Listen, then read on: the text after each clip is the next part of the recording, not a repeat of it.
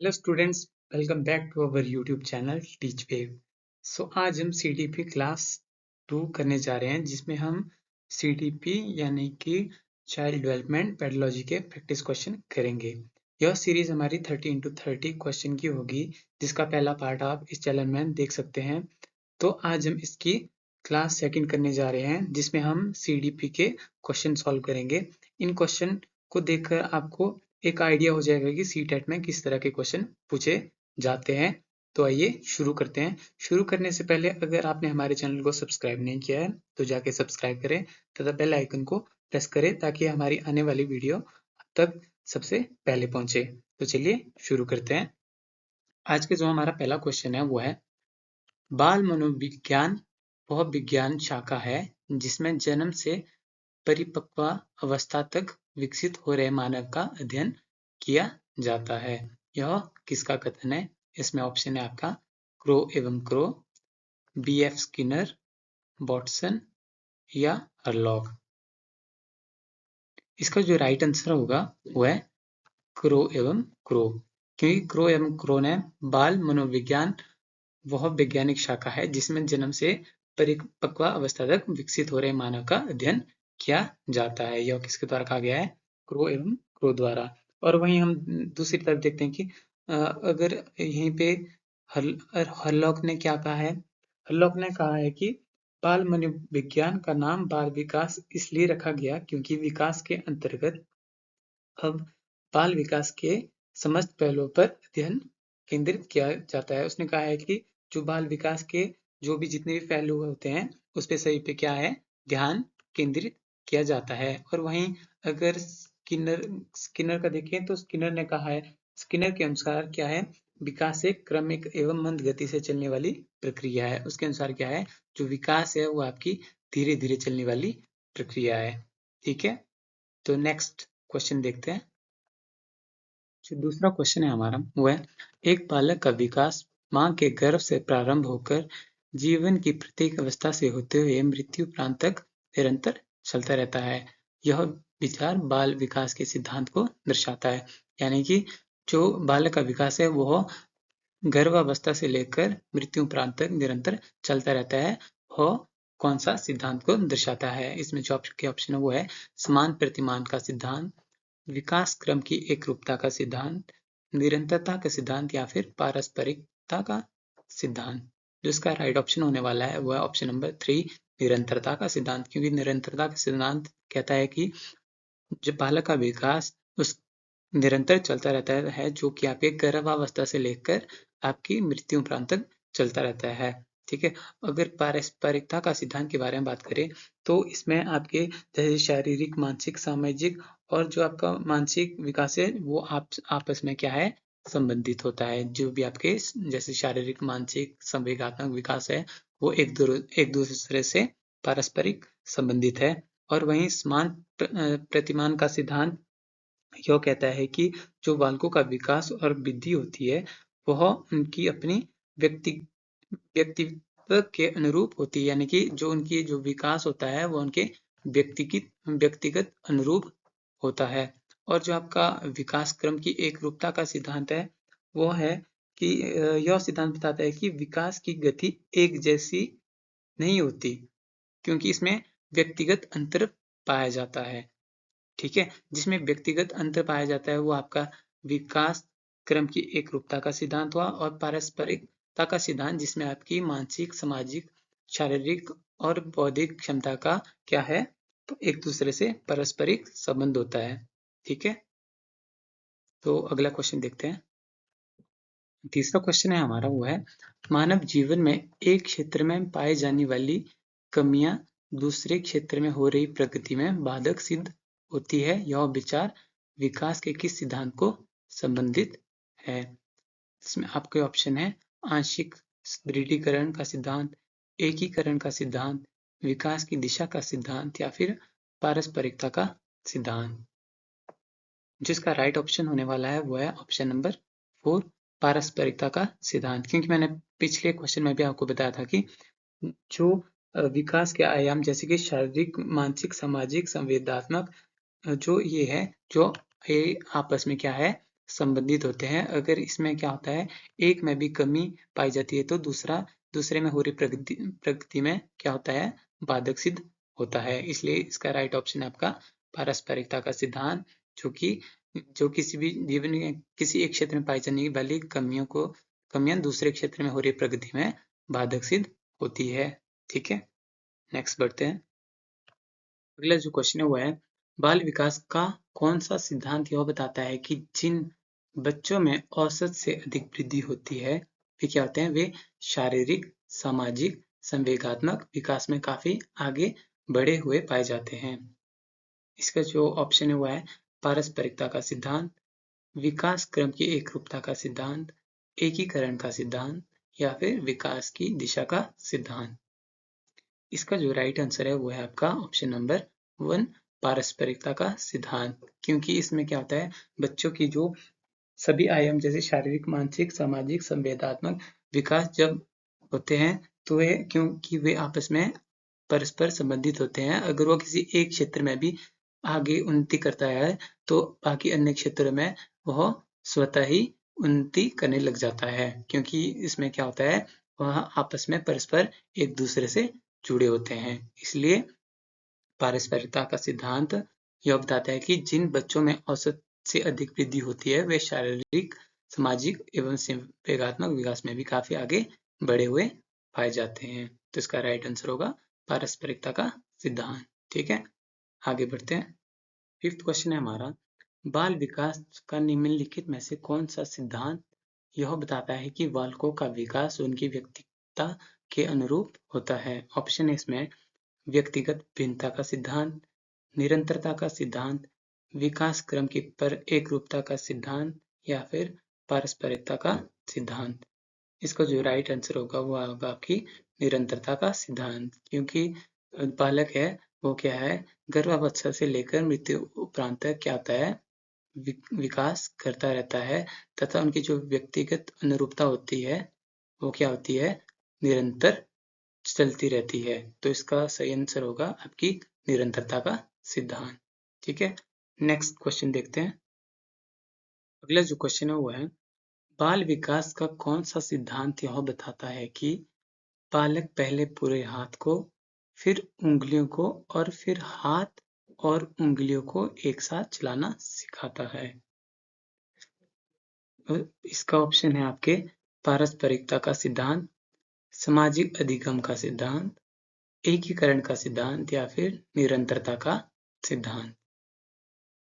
इसका जो right option होगा वो है एकीकरण का सिद्धांत। ये एकीकरण का सिद्धांत यह बताता है कि बालक पहले अपने पूरे शरीर के किसी भी अंग को पहले तो पूरी तरीके से चलाता है, फिर उसके जो विभिन्न उसके आगे अंग होते हैं उसको चलाना सीखता है तथा उसके पश्चात अंग और क्या है, अंग और पूरे संपूर्ण भाग को एक साथ चलाना सीखता है। जैसे बताएगी कि पहले बालक पूरे हाथ को चलाता है, फिर उंगलियों को और फिर हाथ और उंगलियों दोनों को एक साथ चलाना सीखता है।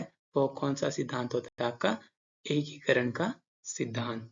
ठीक है, आगे बढ़ते हैं। अगला जो क्वेश्चन है वो है, बाल विकास का निम्नलिखित में से कौन सा सिद्धांत यह बताता है कि बालक सबसे पहले अपने सिर और भुजाओं की गति पर नियंत्रण करना सीखता है, उसके बाद अपने पैरों पर। ठीक है, इसका राइट आंसर कौन हो सकता है, विकास क्रम की एकरूपता का सिद्धांत, पारस्परिकता का सिद्धांत, विकास की दिशा का सिद्धांत या फिर एकीकरण का सिद्धांत। एकीकरण के सिद्धांत में तो यह होगा कि पहले वो किसी अंग को चलाएगा, फिर अंग के जो उसके आगे भाग होंगे उसको चलाना सीखेगा और बाद में इन सबको एक साथ चलाना सीखेगा। ठीक है, और पारस्परिकता का सिद्धांत यह बताता है कि जो आपको उसका मानसिक, सामाजिक और बौद्धिक विकास होता है वो क्या होता है, एक दूसरे से परस्पर जुड़े होते हैं। ठीक है, जो इसका राइट आंसर होगा वो है विकास की दिशा का सिद्धांत, क्योंकि बालक में जो विकास होता है वो उसके सिर से लेकर पांव तक होता है। ठीक है, तो इसका जो राइट आंसर होगा वो होगा विकास की दिशा का सिद्धांत, क्योंकि इसमें पहले वो सिर का विकास होता है फिर उसके पांव का विकास होता है। ठीक है, आगे बढ़ते हैं। अगला जो क्वेश्चन है क्वेश्चन नंबर 8 वो है, बाल विकास के विभिन्न सिद्धांतों के आधार पर निम्नलिखित में से कौन से कथन सत्य हैं? इसमें क्या पूछे गए हैं? कौन से कथन सत्य हैं? ठीक है। ए है आपका विकास की प्रक्रिया क्रमबद्ध रूप से आगे बढ़ती है। बी विकास धीरे-धीरे एवं निश्चित समय पर होता है। सी एक ही जाति विशेष के सभी सदस्यों में विकास की कुछ समान विशेषताएं दिखाई पड़ती है। तो इसका राइट आंसर कौन होगा? केवल ए या फिर ए और सी या फिर केवल बी या फिर ए, बी और सी। तो इसका जो राइट आंसर होगा वो होगा ऑप्शन नंबर 4 ए, बी और सी। यह तीनों क्या है? सभी कथन क्या है? सही है, क्योंकि जो विकास की प्रक्रिया है वो क्या होता है? क्रमबद्ध रूप से आगे बढ़ती है, यानी कि क्रम वाइज क्रम आगे बढ़ती है। ठीक है। और विकास जो है धीरे धीरे और निश्चित समय पर होता है, क्योंकि विकास एकदम से आपको दिखाई नहीं देगा। यह कुछ मतलब कि धीरे धीरे और निश्चित समय पर होता है। जैसे कि किशोरावस्था में आपके जो अंग और बाजुएं मतलब कि थोड़ी मसल्स थोड़ी स्ट्रांग होने लगती है, वैसे ही और जैसे आप बड़े हो जाते हैं तो आपकी थोड़ी दाढ़ी मूछें आने लगती है। ठीक है। तो क्या है? विकास धीरे धीरे एवं निश्चित समय पर होता है। और एक ही जाति विशेष के सभी सदस्यों में विकास की कुछ समान विशेषताएं दिखाई देती है, क्योंकि आपने देखा होगा जो एक एज ग्रुप के जो बच्चे होंगे तो उनमें क्या होगा? विकास की कुछ समान विशेषताएं दिखाई देगी, जैसे कि उनके हाइट मतलब कि लंबाई बढ़ना। ठीक है। यह उसका एक मेन उदाहरण हो सकता है। ठीक है। तो आगे बढ़ते हैं नेक्स्ट क्वेश्चन की तरफ। अगला जो क्वेश्चन है वो है आंशिक पुनर्वलन सिद्धांत के संदर्भ में सत्य है। कौन कौन इसमें सत्य है? ए इसके प्रतिपादक जॉन डोनाल्ड नील मिलर है। बी इससे किसी अनुक्रिया को बार बार दोहराने की संभावना पड़ती है। पुनर्वलन के माध्यम से नवीन प्रतिक्रियाओं को जन्म मिलता है। इसमें जो ऑप्शन है ए और सी या फिर बी और सी या फिर ए और बी या फिर ए, बी, सी तीनों। जिसका राइट आंसर है वो है ऑप्शन नंबर 4 ए, बी और सी। आंशिक पुनर्वलन का सिद्धांत किसने दिया है? जॉन डोलार्ड नील मिलर ने। ठीक है। इसको आप याद रखिए, क्योंकि ये क्वेश्चन सीटेट के एग्जाम में पूछा जा सकता है। और जो आंशिक पुनर्वलन की जो प्रक्रिया है वो इसमें क्या होता है कि इसे बार बार दोहराना पड़ता है। ठीक है। और क्या है? पुनर्वलन के माध्यम से नवीन मतलब कि नई नई प्रतिक्रियाओं को जन्म मिलता है। जैसे नए नए कार्य को मतलब नई नई प्रतिक्रिया मिलती है आपको बच्चों से। ठीक है। क्योंकि इसमें क्या होता है, उसको जब आप बार बार दोहराते हैं तो वह कुछ अपनी तरफ से कुछ अलग करने की कोशिश करते हैं, जिसमें कि नवीन प्रतिक्रियाओं का जन्म होता है। ठीक है। किसमें? आंशिक पुनर्वलन सिद्धांत में। यह किसके द्वारा दिया गया है? जॉन डोलार्ड नील मिलर के द्वारा। ठीक है। आगे बढ़ते हैं। अगला जो क्वेश्चन है वो है बाल विकास के विभिन्न आयामों की जानकारी शिक्षकों के लिए क्यों आवश्यक है? ए बालक की समस्याओं का निदान करने के लिए। बी बालक के लिए उपयुक्त शिक्षण विधि अपनाने के लिए। सी बालक के लिए उपयुक्त शैक्षिक वातावरण निर्माण के लिए। इसमें जो ऑप्शन है वो है ए केवल ए, केवल बी, केवल सी या फिर ए, बी, सी। इसका जो राइट आंसर होने वाला है वो ऑप्शन नंबर 4, क्योंकि जो शिक्षकों के लिए बालक के विभिन्न आयामों की जानकारी इसलिए आवश्यक है क्योंकि उससे क्या होता है, बालक की जो समस्याओं का निदान करने में आसानी होती है। इससे क्या होता है, शिक्षक को जो बालक के लिए उपयुक्त शिक्षण विधि अपनाने के लिए, ताकि बच्चा अच्छे से सीख सके और बालक के लिए उपयुक्त शैक्षिक वातावरण के निर्माण करने के लिए जहाँ पे वह अच्छे तरीके से शिक्षा ग्रहण कर सके। ठीक है। जो कि उसके लिए फायदेमंद हो सकता है। किसके लिए? बालक के विकास के लिए। ठीक है। नेक्स्ट क्वेश्चन देखते हैं। अगला जो क्वेश्चन है वो है निम्न में से कौन बालक के विकास को प्रभावित करने वाला आंतरिक कारक है, यानी कि इंटरनल फैक्टर। ठीक है। कौन सा है उसमें से? बुद्धि, शारीरिक कारक, आनुवंशिक गुण। इनमें से आपका कौन सही हो सकता है? केवल ए या फिर ए और बी या फिर केवल सी या फिर ए, बी और सी। इसका जो राइट आंसर है वो है ऑप्शन 4 ए, बी और सी। क्योंकि बालक के विकास को प्रभावित करने वाले जो आंतरिक इंटरनल फैक्टर है वो कौन है, उसकी बुद्धि हो सकती है, उसका जो शारीरिक कारक हो सकता है, और उसका जो आनुवंशिक गुण हो सकता है जो उसे उसके माता पिता से मिले हुए हों। ठीक है, आगे बढ़ते हैं। अगला जो क्वेश्चन है वो है निम्नलिखित में से कौन बालक के विकास को प्रभावित करने वाले बाह्य कारक हो सकते हैं, यानी कि एक्सटर्नल फैक्टर हो सकते हैं जो कि बालक के विकास को प्रभावित कर सकते हैं। इसमें ऑप्शन है आपके आर्थिक स्थिति, सामाजिक स्थिति या जीवन की घटनाएं। इसमें जो आपके ऑप्शन है वो है ए और बी और सी, ए और सी या फिर ए, बी और सी। इसका जो राइट आंसर है वो है ऑप्शन नंबर 4 ए, बी और सी। जो बच्चे के विकास को प्रभावित करते हैं, जो बाह्य कारक हो सकते हैं, उसमें आपकी आर्थिक स्थिति भी हो सकती है, सामाजिक स्थिति भी हो सकती है और जीवन की घटनाएं भी शामिल हो सकते हैं, क्योंकि यह तीनों ही क्या होते हैं, एक्सटर्नल फैक्टर होते हैं। और जो इंटरनल फैक्टर होते हैं वो आपको मैंने पहले क्वेश्चन में बता दिए, जो जैसे कि बुद्धि होगी, शारीरिक विकास हो गया और उसका जो आनुवंशिक गुण हो सकते हैं वो क्या हो गए, उसके आंतरिक कारक यानी कि इंटरनल फैक्टर, और बाह्य कारक कौन कौन से हुए, आपकी आर्थिक स्थिति, सामाजिक स्थिति और जीवन की घटनाएं। ठीक है, आगे बढ़ते हैं। शिक्षक बाल मनोविज्ञान के ज्ञान द्वारा बालकों की क्या करता है, बुद्धि तथा शिक्षा, बुद्धि तथा रुचियों की जानकारी लेकर शिक्षा देता है, या फिर प्रकृति को जानकर शिक्षा देता है। किसकी प्रकृति, बालक की। आर्थिक स्थिति तथा पारिवारिक स्थिति की जानकारी लेकर शिक्षा देता है। इसमें ऑप्शन होगा आपका केवल ए, केवल बी और सी, या फिर ए, सी और ए, या फिर ए, बी और सी। इसका जो राइट आंसर होगा वो होगा ऑप्शन नंबर 4 ए, बी और सी। ठीक है, आगे बढ़ते हैं। अगला जो क्वेश्चन हुआ है, शिक्षा मनोविज्ञान एक विज्ञान है। मनोविज्ञान किसका विज्ञान है, मानव व्यवहार का, मानव सिद्धांतों का, शैक्षिक सिद्धांतों का, मानव की व्यक्तिगत विभिन्नताओं का।